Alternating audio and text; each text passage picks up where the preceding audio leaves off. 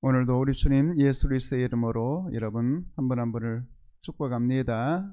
아멘. 주님이 가르쳐 주신 기도문, 흔히 주기도문이라 그러죠.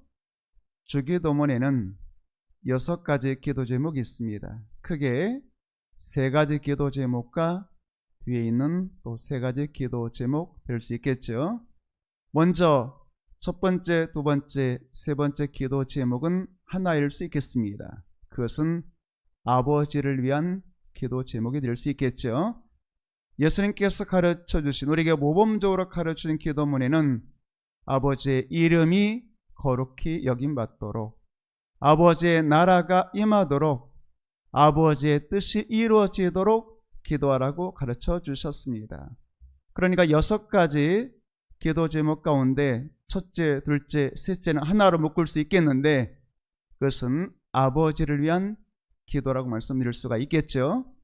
그리고 넷째, 다섯째, 여섯째를 또 하나로 묶을 수가 있겠는데 그것은 우리를 위한 혹은 나를 위한 기도라고 말씀드릴 수가 있겠습니다. 오늘날 나에게, 우리에게 일용할 양식을 주시고 또 우리의 죄를 용서해 주시고 또 우리가 시험과 악에 들지 않게 해주세요. 이런 기도 아니겠어요? 그러니까 주기도문의 사실 순서도 중요합니다. 첫째, 둘째, 셋째 앞에 부분에서 아버지를 위해서 먼저 기도하고 그 다음에 나를 위해서, 사실은 나가 아니고 주기도문에 가장 많이 나오는 단어가 우리라고 하는 단어입니다. 하늘에 계신 우리 아버지요 라부터 시작되는 우리라는 단어가 6번이나 나오죠. 어쨌든 중요한 것은 순서가, 우리는 사실 기도할 때 내 기도가 급하니까, 내 문제가 급하니까 나를 위해서 내 기도 제목 붙들고 기도하기 쉽지만 예수님이 가르쳐 주신 가장 모범적인 기도문을 보게 되면 나를 위해서 기도하기 전에 먼저 아버지를 위해서 기도하라고 가르쳐 주셨죠. 그리고 이제 그 다음에 나를 위해서, 사실은 내가 아니고 우리라고 말씀을 드렸습니다만 우리를 위해서 기도하라고 가르쳐 주셨습니다. 그 6가지 기도 제목 가운데 가장 중요한 기도 제목이 있다면, 그러니까 한 가지 가장 중요한 기도 제목이 있다면 그것은 나라가 임하시오며 라고 말씀드린 적이 있습니다. 하나님 나라가 임하도록 기도하는 것이 가장 중요하다, 그런 말씀을 드렸죠. 왜냐하면 하나님 나라가 이루어지면 하나님 나라는 하나님의 이름이 언제나 거룩히 여김 받으시게 되는 것이고 또 언제나 아버지의 뜻이 이루어지는 나라가 되는 것이고 또 아버지의 나라가 이루어지게 되면, 하나님 나라가 이루어지게 되면 그곳에는 일용할 양식이 언제나 풍성하고 그것은 언제나 죄 용서받은 사람이 가는 나라이며 또 그것은 시험도 없고 악도 없는 나라이기 때문인 것이죠. 그러니까 그 6가지 기도 제목 가운데 가장 중요한 기도 제목이 있다면 아버지여, 아버지의 나라가 임하게 해주세요. 하나님 나라가 임하게 해주세요. 이런 기도가 되는 것입니다. 그러면 아버지의 나라가 임하게 해주세요라고 기도할 때 그 아버지의 나라가 임하는 것의 가장 중요한 의미가 무엇일까요? 그것은 아버지의 나라의 의미는, 그 나라는 아버지의 나라인 것이죠. 다시 말하면 그 나라는 하나님의 나라인 것이죠. 하나님의 나라라는 말씀은 하나님이 만왕의 왕으로 다스리시는 것입니다. 통치하는 것입니다. 어디까지가 하나님 나라이겠어요? 하나님이 다스리는 곳까지가 하나님의 나라이죠. 하나님의 통치 받는 곳까지 하나님의 나라이죠. 그러면 내 마음이 하나님 나라일까요? 무엇으로 알 수 있겠어요? 하나님이 나를 다스리시면, 하나님이 나를 통치하시면 내 마음속에 왕이신 하나님의 말씀이 언제나 존중 여김 받으면 그러면 내 마음은 하나님 나라가 되는 것입니다. 또 우리의 가정에 오직 하나님이 왕 되시고 주인 되시고 하나님 말씀 앞에 남편도 아내도 복종하고 하나님의 말씀 앞에 부모와 자식도 순종할 때 그 가정은 예수만 섬긴 우리 집 하나님의 나라가 이루어지게 되는 것입니다. 여러분, 그러니까 하나님 나라가 중요하지 않아요? 하나님 나라의 의미가 뭐겠어요? 하나님의 나라는 하나님이 다스리시고 통치하시고 하나님의 나라의 백성들은 왕이신 하나님 앞에 엎드리고 하나님 말씀하시면 언제나 말씀하옵소서. 주의 백성이 주의 종이 듣겠나이다. 주님 말씀하시면 가라시면 가는 것이고 설하시면 서겠습니다. 내 정욕과 탐심을 십자가에 못 박으라면 못 박을 것이고 성령의 열매를 따라서 사랑하라면 사랑할 것이고 절제하라면 절제할 것입니다. 이것이 하나님 나라 백성의 삶이라고 말씀을 드릴 수가 있는 것입니다. 그러니까 사실 성경을 보게 되면 에덴 동산에서부터 나중에 이제 창세기는 에덴 동산에서 계시록에 하나님 나라 천국이 나타나게 되지 않겠어요? 그 에덴 동산에서 천국까지 흐르는 가장 중요한 주제가 있다면 에덴 동산에서도 하나님이 정말로 왕이실 수 있겠느냐? 하나님이 에덴 동산의 왕이실 수 있겠느냐? 혹은 우리가 계시록에 나타나 있는 천국은 진정 하나님이 만왕의 왕으로 다스리시는 나라 아니겠어요? 여러분, 이스라엘의 첫 번째 왕이었던, 사실 사울이 첫 번째 왕이었습니다만 첫 번째 왕으로 쳐주질 않고 진짜 첫 번째 왕은 다윗이라고 말할 수 있지 않겠어요? 그 다윗이 시편 145편 1절 말씀 보게 되면 우리가 아주 좋아하는 찬양이잖아요. 왕이신 나의 하나님이여 내가 주를 높이고 영원히 주의 이름을 송축하리이다. 그런 찬양 있잖아요. 그 찬양이 다윗의 찬송시, 시편 145편 제목에 보게 되면 다윗의 찬송시, 다시 말하면 다윗이 지었다, 그런 말씀 아니겠어요? 여러분, 다윗이 누구죠? 이스라엘의 왕입니다. 그런데 이스라엘의 왕인 다윗이 뭐라고 하나님을 부르냐면 왕이신 나의 하나님, 나의 주님, 이렇게 고백하고 있는 것이죠. 왕과 주의 공통점이 뭐겠어요? 그것은 통치의 모습이죠. 다스림의 모습인 것이죠. 하나님이 왕이시라면 나는 그 나라의 왕이신 하나님 나라의 백성이란 뜻이죠. 만약에 하나님이 주님이시라면 나는 그분의 종이 되는 것 아니겠어요? 그러니까 다윗은 정확하게 하나님과 나와의 관계를 정확하게 알았다, 그 말이죠. 하나님은 나의 왕, 나는 그분의 백성. 하나님은 나의 주님, 나는 그분의 종. 이렇게 되는 것 아니겠어요? 그러니까 한번 생각해 볼까요? 다윗은 이스라엘 왕이었잖아요. 왕이면 사실 절대 권력자 아니겠어요? 왕이면 안 되는 것 없잖아요. 왕의 말은 법일 수 있지 않겠어요? 그 시대는 그랬지 않겠습니까? 그런데 그런 실제 이스라엘 왕이었던 다윗이 나는 이스라엘 왕일 수 있겠지만 나의 왕은 여호와 하나님이라고 말씀하고 있는 것이죠. 그 말은 뭐겠어요? 내가 이스라엘 왕이 된 것은 내가 잘나서 된 것이 아니고 내가 똑똑해서 된 것이 아니라 나의 왕이신 나의 하나님이 이스라엘 왕으로 세워주셨다는 것 아니겠어요? 여러분, 오늘 시간 여러분들이 하나님이 여러분의 진정한 만왕의 왕이신 것을 고백하게 되기를 축복합니다. 그 말은 무슨 뜻이겠어요? 하나님 말씀을 순종하고 하나님께 다스림 받고 하나님의 통치 받는 사람이라고 말씀을 드릴 수가 있는 것이죠. 그러니까 여러분, 누가 하나님 나라 백성이겠어요? 하나님 말씀하시면 언제나 아멘하는 사람이죠. 아멘하는 사람의 뜻이 뭐겠어요? 자기 생각, 자기 뜻을 내려놓는 사람이죠. 자기 감정도 십자가에 못 박는 사람이죠.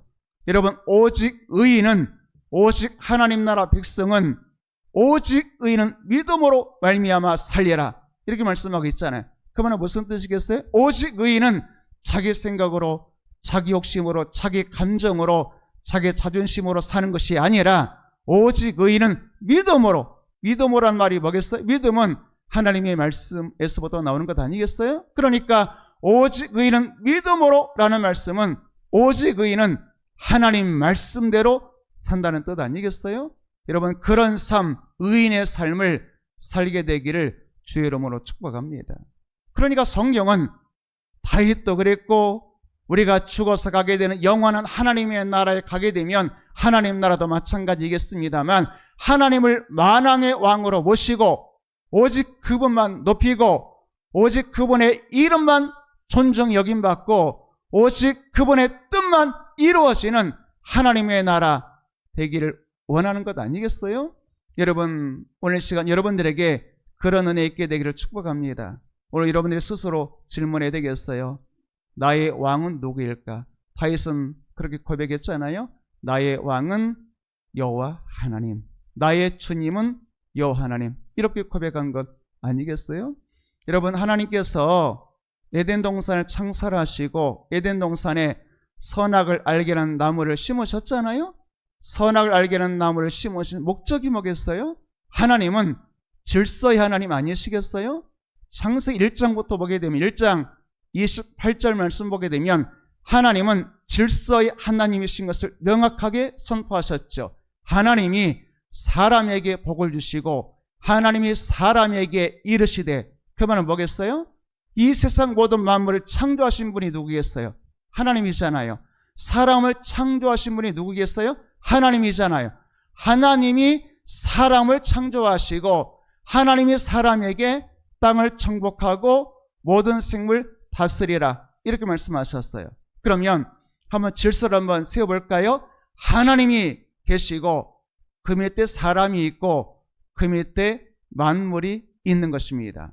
그러니까 다시 한번 하나님을 창조의 하나님으로 가장 높은 곳에 모시고 그리고 창조의 하나님의 말씀을 듣고 그 말씀에 순종해서 모든 만물을 다스리는 것이 사람의 역할이라고 말씀하고 있는 것입니다. 이것을 하나님, 사람, 만물, 그런 3차원의 질서라고 말씀드릴 수가 있겠죠. 그리고 창세기 2장에도 마찬가지입니다. 2장 17절 말씀 보게 되면 하나님께서 이제 에덴 동산을 만드시잖아요. 그리고 에덴 동산에 선악을 알게 하는 나무의 열매를 만드셨어요. 그리고 하나님의 사람이 이렇게 말씀하셨죠. 먹지 말라, 이렇게 말씀하셨어요. 명령이죠. 내가 먹는 날에는 반드시 죽으리라 말씀하셨죠. 이 말은 무슨 뜻이겠어요? 하나님께서 에덴 동산을 만드신 다음에 그곳에 사람을 두셨죠. 그리고 이렇게 말씀하셨어요. 모든 열매 내 임의대로 먹을 수 있다, 이렇게 말씀하셨죠. 그런데 오직 하나, 선악을 알게 하는 나무의 열매는 먹지 말라 말씀하셨어요. 그 말은 무슨 뜻이겠어요? 우리가 흔히 알고 있는 선악과는 하나님께서 아담에게 날마다 물으시는 것입니다. 누가 에덴 동산의 왕이냐? 물론 사람이 임의로 모든 것을 먹을 수 있겠지만, 혹은 하나님께서 다스리라, 정복하라 말씀하셨으니까 에덴 동산의 주인인 것처럼 보이지만, 하나님께서 아담에게 선악을 알게 하는 나무를 통해서 날마다 물으시는 것입니다. 에덴 동산의 주인이 창조의 하나님 나 여호와냐? 혹은 아담, 사람, 네가 에덴 동산의 주인이냐? 이것을 물어보시는 거죠. 그러면 아담이 하나님 말씀 앞에서 하나님 말씀대로 먹지 말라 하신 말씀에 순종한다의 의미가 뭐겠어요? 먹지 않는다의 의미는 하나님이 에덴 동산의 주인이십니다.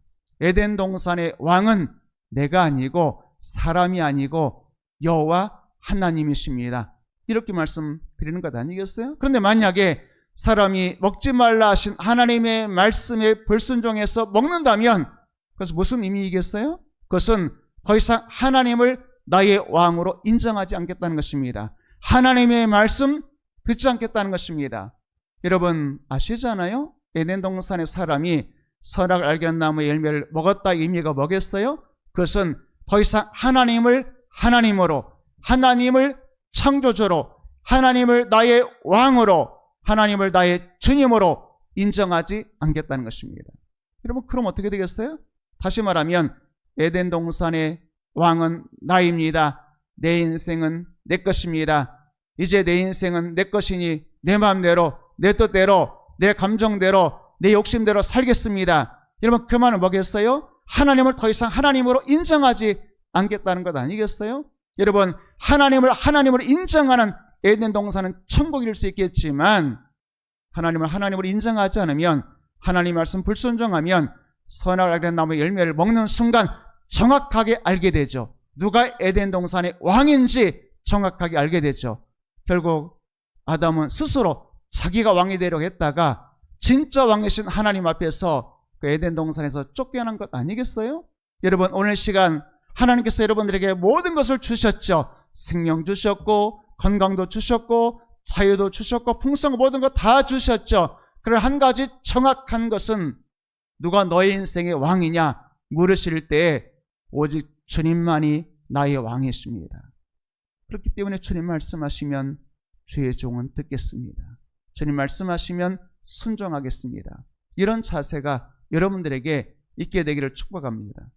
그러니까 창세기 1장에서는 하나님과 사람과 만물의 질서라고 한다면 창세기 2장에서는 정확하게 하나님과 사람 사이에 누가 왕이냐 이것을 묻고 있는 것 아니겠어요? 에베소 1장 22절 말씀 보게 되면 다시 한번 창세기 1장의 그 3차원의 질서를 다시 한번 말씀하죠. 만물이 나오고 그의 발 아래, 여기서 그라는 말은 그리스도 예수님 아니겠어요? 그러니까 만물과 예수님이 나오는데 만물을 그의 주님의 발 아래 복종하셨다. 그 말은 뭐겠어요? 만물과 주님 사이에 누가 왕이라는 거예요? 주님이 왕이라는 뜻 아니겠어요? 그리고 그를 예수님을 만물 위의 교회, 만물 위의 교회. 그럼 뭐겠어요? 만물과 교회 사이에 누가 위에 있다는 거예요? 교회가 위에 있다는 것입니다. 그러니까 만물이 가장 밑에 있고 그 다음에 교회가 있고 그 위에 교회 머리 되시는 그리스도 주님이 계시다고 말씀하고 있는 것입니다. 그러니까 여러분, 우리가 오늘 말씀을 통해서 우리는 정확하게 내 인생의 질서를 알아야 되는 것입니다. 여러분, 뭐가 가장 머리 위에 있어야 되겠어요? 예수님. 그리고 그 예수님 밑에 교회라는 말은 그 속에 사람도 포함될 수가 있겠고 주님 나라도 포함될 수가 있겠습니다만 맨 마지막에 교회를 위해서 혹은 주님을 위해서 만물이 존재하는 것입니다. 여러분, 사람도 마찬가지 아니겠어요? 어떤 사람은 하나님은 나를 도와주시는 분 이렇게 생각하신 사람이 있어요? 그럴 수 있죠. 주님 우리 도와주신다고 말씀하셨죠. 그런데 여러분, 창조 역사를 가만히 살펴보게 되면 사람을 위해서 하나님이 존재하는 것이 아니라 하나님의 영광을 위해서 하나님께서 보시기에 심히 좋았더라 하나님께서 기쁨을 얻으시기 위해서 만물과 사람을 창조하신 것입니다. 그러니까 사람은 하나님을 위해서 하나님 영광 위해서 존재되는 것 아니겠어요? 이사야 43장에 있는 것처럼 하나님께서 사람을 왜 지으셨어요? 내가 이 백성을 지었나니 나를 찬송하게 하려 함이니라. 하나님이 사람을 지으신 창조의 목적이 뭐겠어요? 하나님을 찬송하고 하나님께 영광 돌리기 위해서 사람을 창조하신 것이죠. 그러니까 하나님은 단순히 나를 도와주시는 하나님이 아니라 나는 하나님 영광 위해서 살아야 되는 것 아니겠어요? 고린도전 10장에 있는 것처럼 먹든지 마시든지 무엇을 하든지 다 하나님 영광을 위하여 하라 이렇게 말씀하고 있잖아요. 그러니까 여러분, 우리가 하나님은 질서의 하나님이신 것을 정확하게 알아야 되겠습니다. 여러분, 가장 위에 누가 계셔야 돼요? 하나님이 존귀 여김 받아야 되는 것 아니겠어요? 그리고 그 하나님 형상대로 지음받은 나와 교회가 있죠. 그리고 만물이 그 바로 밑에 있는 것입니다. 그런데 여러분, 이게 하나님이 세우신 질서라고 한다면 이것이 뒤집어지는 순간, 다시 말하면 만물이 저 위에 있고 하나님이 저 밑에 있다면, 혹은 내가 하나님보다 더 높은 곳에 있다면 바로 그것이 바로 말세의 징조인 것이고, 그것이 바로 타락인 것이고, 그것이 바로 우상 숭배인 것입니다. 아담이 선악을 알게 한 나무 열매를 먹었다 의미가 뭐겠어요? 자기 자신이 하나님보다 더 높은 곳에 있길 원하는 것 아니겠어요? 그러면 그것이 바로 지옥이 되는 것입니다. 여러분, 오늘 시간 여러분의 인생에 하나님을 가장 존중히 여기는 여러분 되기를 주의 이름으로 축복합니다. 로마서 1장 25절 말씀 보게 되면 말세의 특징을 이렇게 말하죠. 타락한 자의 특징이 뭐겠어요? 피조물을 조물주보다 더 경배하고 섬김이라.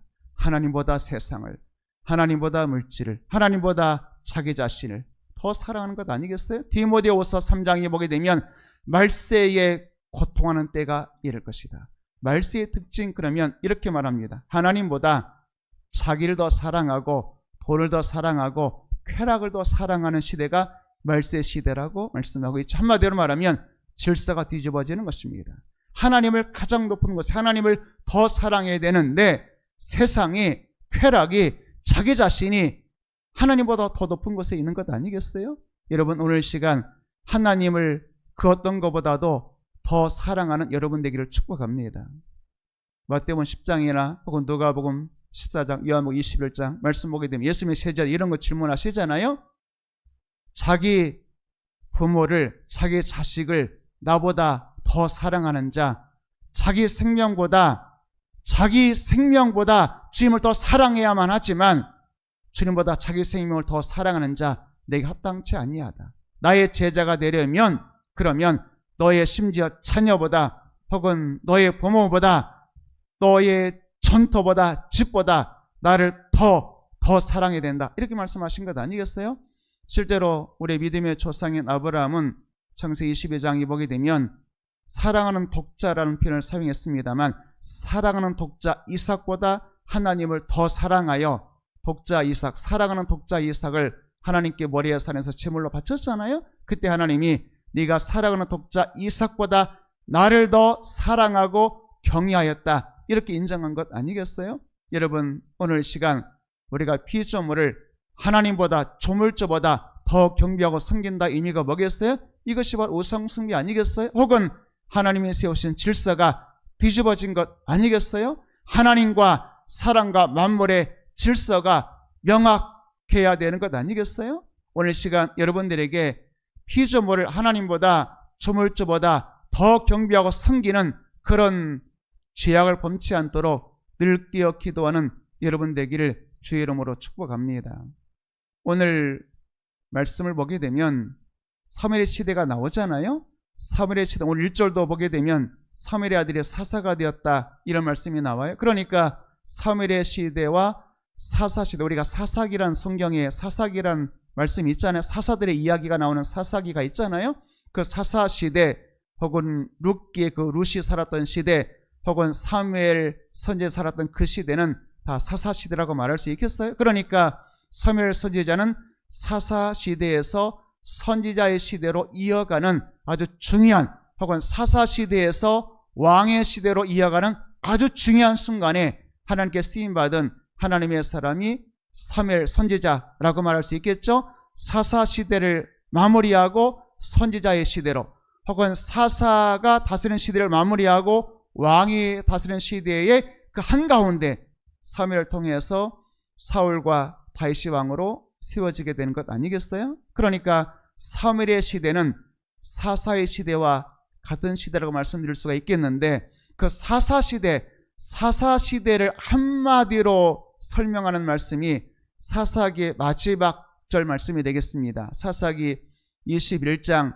25절 말씀 보게 되면 그때 사사시대를 말하죠. 그때 이스라엘에 왕이 없으므로, 물론 제도로서의 왕이 없었어요. 왜냐하면 사사시대가 마무리돼야 사울과 다윗으로 이어지는 왕정시대가 이어지게 되는 거예요.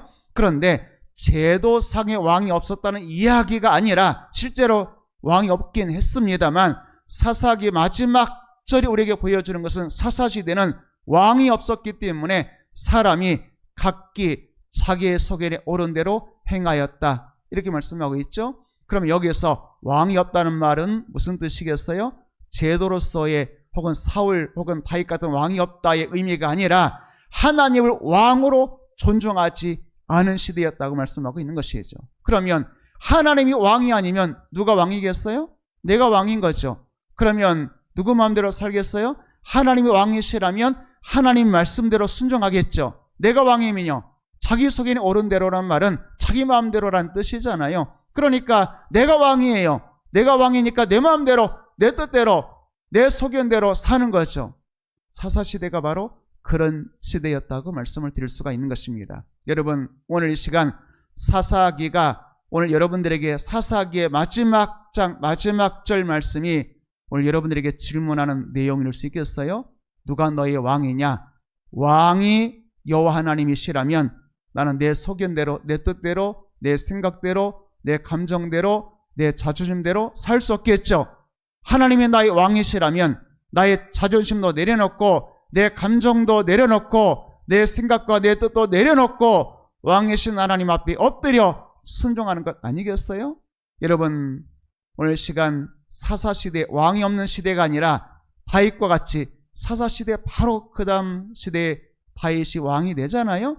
다윗이 여러분들 시편 145편 말씀에 있었던 것처럼 왕이신 나의 하나님이여 내가 오직 주님을 높이고 영원히 주님만 송축합니다 라고 고백했던 왕이신 하나님을 존중히 여겼던 다윗 같은 믿음의 삶을 살게 되기를 주의 이름으로 축복합니다.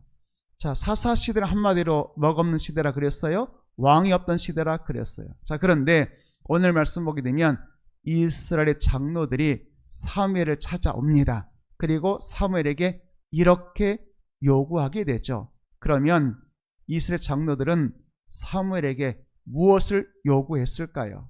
오늘 5절 말씀 보도록 할까요? 5절 말씀 보니까 이렇게 말합니다. 우리에게 왕을 세워 우리를 다스리게 하소서.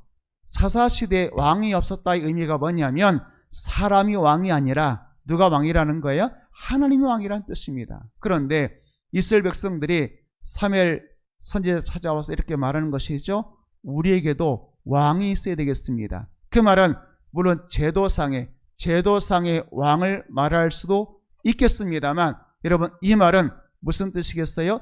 제도상의 왕이 있어야 되겠다는 말도 되겠지만 이 말은 다른 말로 말하면 지금까지 제도상의 왕은 없었어요. 그런데 누가 이스라엘 왕이었어요? 에덴 동산에서부터 지금까지 하나님이 왕이셨잖아요. 그런데 하나님은 눈에 보이지 않아요. 눈에 보이지 않으니까 이스라엘 백성들이 하나님을 존중히 여기지 않죠. 왕으로 인정하지 않죠. 그리고 눈에 보이는 왕을 세워달라는 것이죠. 하나님 왕이 아니라 사람 왕을 세워달라고 요청하고 있는 것입니다. 여러분, 오늘 시간 여러분들이 주님이 여러분의 왕이신 것을 인정하는 것이 믿음인 것을 믿으시기 바랍니다. 그것이 바로 하나님 나라 백성의 모습이에요. 누가복음 19장에 보게 되면 예수님께서 문화 비유를 말씀하시죠. 들어보셨어요? 문화 이야기. 한 귀인이, 어떤 사람이 먼 나라에 가서 왕의 지위를 얻으려고 하고 있습니다. 그런데 먼 나라로 가기 전에 종 10명을 부르죠. 그리고 한 문화씩 나눠주게 됩니다. 그리고 이렇게 말하죠. 내가 돌아올 때까지 장사해라. 이윤을 남겨라. 투자 잘해서 이윤을 남겨라. 이렇게 말하죠. 그때 누가복음 19장 14절에 보게 되면 어떤 사람들에 대해서 이렇게 말하고 있습니다. 어떤 사람들이 이렇게 말하죠. 그러니까 한 귀인, 먼 나라에 가서 왕의 지위를 얻어서 오려고 하는 한 사람, 그 귀인을 종들이 미워했다는 것입니다. 그러면서 이렇게 말하죠. 그 사람이 우리의 왕됨을 원하지 않습니다. 이 말은 뭐겠어요? 그 귀인을 나의 왕으로 존중하지 않겠다는 것입니다. 자, 어쨌든 그런데 주인이 10명에게 한 문화씩 나눠줬어요. 그리고 시간이 지나서 이제 돌아오게 되죠. 왕의 지위를 얻어서 돌아오게 되었을 때 각자의 10명의 종들에게 보고하라고 말하는 것 아니겠어요? 내가 한 문화씩 줬잖아. 그리고 장사하라고, 투자하라고, 열매 맺으라고 그렇게 명령했잖아. 한 종이 와서 말합니다. 주인님께서 한 문화 주셨잖아요. 한 문화 주신 것을 10문화 남겼습니다. 10문화니까 몇 배예요? 10배 아니겠어요? 퍼센트로 말하면 1000%라고 말할 수 있을까요? 어마어마하게 장사를 잘했어요. 투자를 잘했어요. 그러니까 그 왕이 돌아와서 이렇게 말하죠. 작은 일에 충성 잘했구나. 내가 너에게 10골 다스리는 권세 주리라. 이렇게 말하죠. 또 다른 종이 찾아와서 이렇게 말하죠. 주인님께서 한 문화 주셨는데 열심히 장사해가지고 투자 잘하고 일해가지고 5문화 남겼습니다. 너도 정말 충성했구나. 5골 권세 다스리는 사람이 되라. 이렇게 세워주죠. 그리고 이제 또 한 사람, 나머지 한 7명은 이야기가 없습니다만 한 사람이 와서 이렇게 말하죠. 주인이 한 문화 주셨는데 그냥 땅에다 묻어뒀어요. 그리고 나 열심히 장사해야 되는데 혹시 잃어버리면 어떻게 될까봐 투자하지 않고 그냥 가지고 왔습니다. 그럴 때 어떻게 하겠어요? 그 왕이 말하는 것이죠. 그 사람 한 모나 빼앗아 가지고 10모나 있는 사람에게 주어라. 많이 받은 자는 더 줄 것이고 없는 사람은 그 없는 것마저 빼앗길 것이다. 이렇게 말하는 것 아니겠어요? 그러니까 주인의 말을 잘 들은 한 모나로 10모나 남긴 사람, 5모나 남긴 사람은 주인의 말을 귀담아 들은 거죠. 다시 말하면 나는 종이고 그 귀인은 왕이라는 것을 믿은 거죠. 그리고 먼 나라에 가서 왕이 되어 돌아온다는 것을 믿은 거죠. 그리고 자신의 주인이 돌아올 때까지 열심히 장사하고 일했죠. 그래서 많은 열매 남겼죠. 그 사람은 충성된 사람으로 칭찬받겠죠. 그러나 귀인이 돌아올 것을 믿지 않는 거예요. 그러니까 함부로 사는 거죠. 게으르게 사는 거죠. 열심히 일하지 않죠. 투자하지 않죠. 한 분아 그대로 가지고 오죠.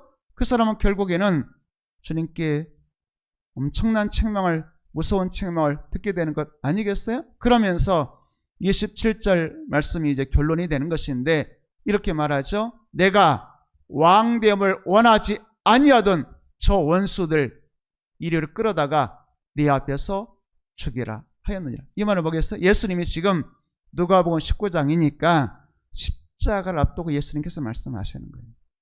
예수님이 십자가 지시러 가시는 것은 무슨 의미겠어요? 이스라엘 백성들이 예수님을 왕됨을 원하지 않았다는 뜻 아니겠어요? 그리고 결국 예수님을 거절한 거죠. 거절해서 왕됨을 거절해서 십자가에 못 박게 된 것 아니겠어요? 그럼 여러분 아시죠? 예수님께서 결국에는 이 땅에 재림의 주님으로 먼 나라에서 왕위를 받아가지고 재림의 주님으로, 심판의 주님으로 다시 오신다는 거 여러분 믿으시잖아요? 그렇게 주님이 재림의 주님으로 임하셨을 때에 그때 여러분 어떻게 하겠어요? 한 모나로 10모나 남겼는지 5모나 남겼는지 한 모나 그대로 가지고 왔는지 판단받는 날이 하나님의 심판대 앞에 서는 날이 있다는 것을 여러분 믿어야 되지 않겠어요? 자, 어쨌든 오늘 보니까 지난 시간의 말씀을 한번 생각해 보게 되면 블레셋이 쳐들어왔을 때 누구 때문에 이스라엘 블레셋을 이기고 승리했을까요? 사무엘 선지자 때문에 했잖아요. 사무엘이 미스바에서 모여서 기도하고 또 그리고 블레셋 쳐들어왔을 때 사무엘이 주도해서 번제 제사 예배 드리고 하나님 앞에 기도해서 사무엘의 기도를 들으시고 하나님이 우레를 마라에서 블레셋을 물리치고 그것 때문에 빼앗긴 땅도 회복하고 이스라엘 복을 받았잖아요. 그러니까 사무엘 선지자 통해서 이스라엘이 얼마나 큰 은혜 받았어요. 그런데 이스라엘 백성들이 대표자인 장로들이 사무엘 찾아와서 뭐라고 말했다고요? 이제 하나님이 사무엘 당신을 통해서 우리에게 말씀하시는 그 말씀 안 듣고 싶습니다. 하나님의 말씀이 아니라 내 소견에 오른 대로 내 뜻대로 내 마음대로 살고 싶습니다. 누가 왕 되어서 내가 왕이 되어서 내 마음대로 살고 싶습니다. 이렇게 되는 것 아니겠어요? 자, 이런 이스라엘 백성들 혹은 이스라엘 대표적인 장로들의 말을 들은 사무엘은 어떻게 했을까요? 6절부터 8절까지 말씀 보게 되면 우리에게 왕을 주어 우리를 다스리게 하라 했을 때에 이스라엘 백성들이, 이스라엘 장로들이 그렇게 말했을 때 사무엘이 그 말을 기뻐하지 않았어요. 여러분 그 말이 뭐겠어요? 자기를 지금 거절하는 거잖아요. 자기가 지금까지 하나님 앞에 사사로 세움받아서 혹은 선지자로 세움받아서 지금까지 이스라엘 다스렸잖아요. 그리고 하나님이 자기를 통해서 이스라엘 다스렸잖아요.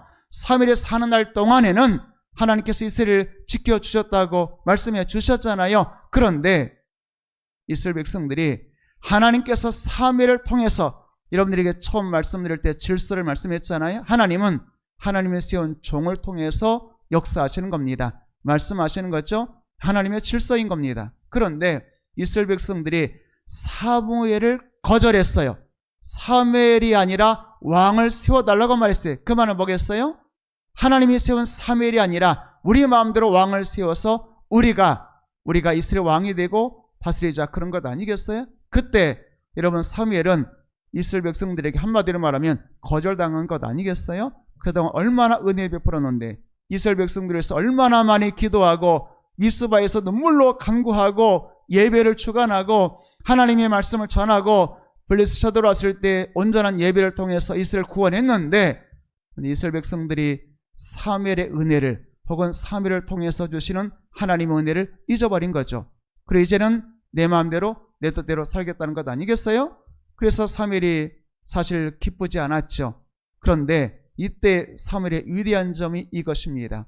그때 사무엘이 이스라엘 백성들에게 여러분 같이 싸우고 내가 너희들에게 얼마나 큰 은혜 베풀어 주었는데 하나님이 나를 통해서 얼마나 위대한 일을 이루셨는데 나 때문에 너희들이 얼마나 큰 복을 받고 블레셋에 구원받았는데 이제 나를 거역해? 라고 말하면서 이스라엘과 싸운 것이 아니라 혹은 자기를 거절하는 장로들과 싸운 것이 아니라 그때 사무엘은 여러분 오늘 이 시간 사무엘은 거절당할 때 사람이 거절당하는 것은 쉬운 일이 아니잖아요. 뭔가를 부탁했는데 거절당할 때 혹은 사무엘처럼 은혜 베풀어 주고 하나님 앞에서 은혜 받았는데 그런 하나님의 은혜를 하나님 앞에서 거절할 때 하나님이 또 얼마나 힘드시겠어요. 어쨌든 사무엘은 그때 거절당할 때 사람과 싸우지 아니하고 여호와께 기도했다 이렇게 말씀하고 있어요.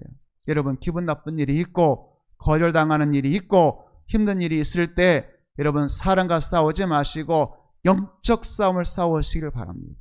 사무엘처럼 사람이 자기를 거절했잖아요. 그런데 사람과 싸우지 않고 누구에게 나갔어요? 여호와께 나가 기도했다고 말씀하고 있죠.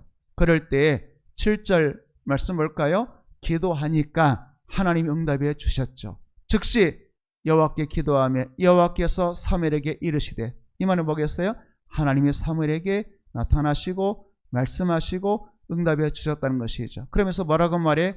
이스라엘 백성들이 너를 버린 것이 아니라 사무엘을 버린 것을 향하여 하나님이 뭐라고 말씀하셨냐면 이스라엘 백성들이 왕을 요구하는 것은 더 이상 사무엘을 사사로 선지자로 인정하지 않겠다. 그 말은 사무엘을 버린 거잖아요. 그런데 이스라엘이 너를 버린 것은 너를 버린 것이 아니라 너를 사사로 선지자로 세운 나를 버려 자기들이 왕이 되지 못하게 한 것이다. 결국 뭐겠어요? 하나님을 왕으로 인정하지 않은 것이다. 이렇게 말씀하고 있죠. 자, 어쨌든 오늘 말씀을 통해서 여러분 한 가지 질문이 필요하겠습니다. 이스라엘 백성들이 하나님을 왕으로 존중하지 않은 것은 하나님을 버린 것이라고 말씀하고 있습니다. 오늘 스스로에게 한번 질문해 볼까요? 하나님은 내게 어떤 분이실까요?